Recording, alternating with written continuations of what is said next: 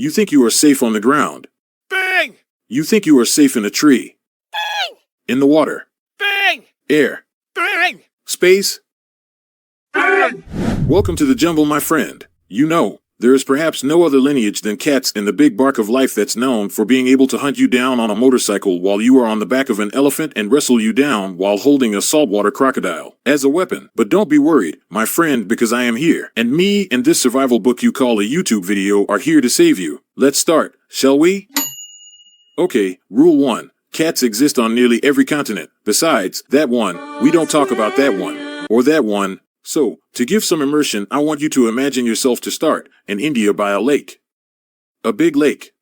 You are just done filling up some water in a vase to take back to the village from a little secret spot you have found by the river covered in vegetation with only a little barely noticeable dirt road, connecting it to the main road.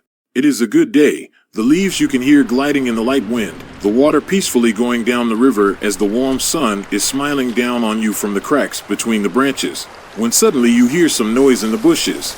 You look behind you, you see nothing, and you brave, young, child, decide to turn your head back around to the river. You are dead. Shere Khan, that Mongol named sounding ass dick, just sank his teeth into your neck. You're dead. Redo scenario. So, you decided not to turn your back. Instead, you stared right into the greens, and as you're about to turn back around again thinking you had assured your dominance, you hear a grunt followed by steps on brown leaves, and Khan jumps out at you from the bushes at 65 miles per hour, setting his claws in you and sending you where his great-uncle sent Genghis, dead. New scenario. So you buy the lake, and in this alternative universe you decide to not be a dick, and invited your friend Ananya to your secret spot. Now while she is filling up the last vase of water you hear that noise again, frustrated from dying 2 times now like an idiot. You stand back and stare at the bushes and poke at Ananya to put down the fucking vase. But the stubborn person she is, she brushes it off, saying you are worrying too much, sweet.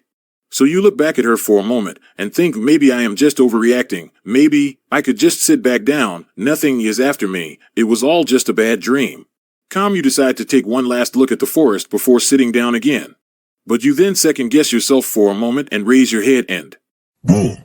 For a second you lock eyes with the orange and striped, 260 kg, motherfluffin' real deal king of the jungle. In a split second Shere Khan now goes from standing still to launching towards you. Madam, you now have exactly 2 seconds to figure out an escape plan. What will you choose?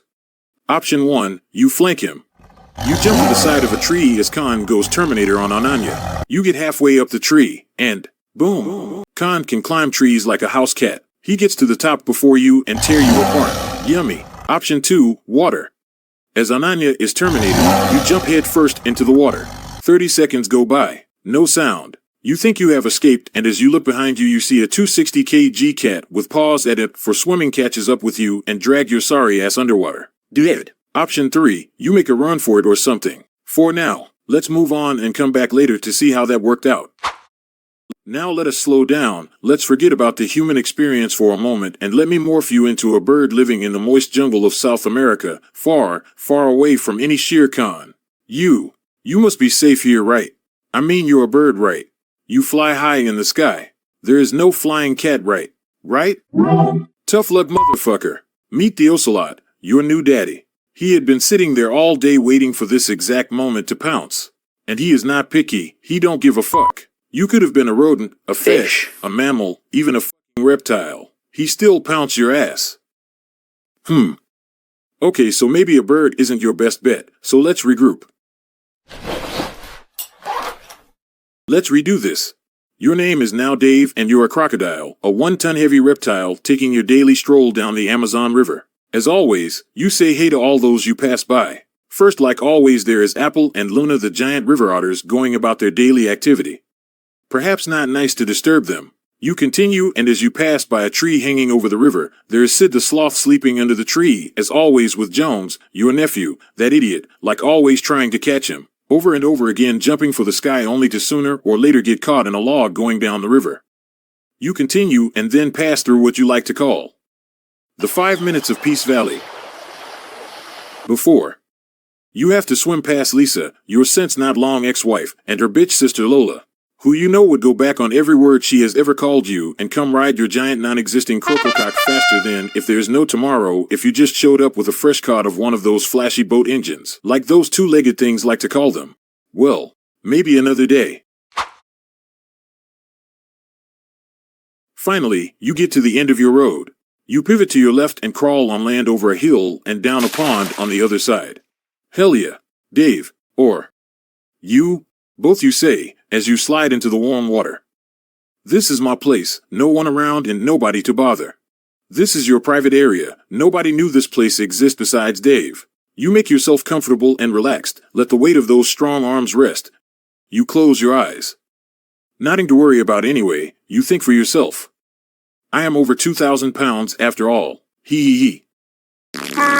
Suddenly you feel the sharpest pain, as if a hydraulic press closed on your neck. Fuck!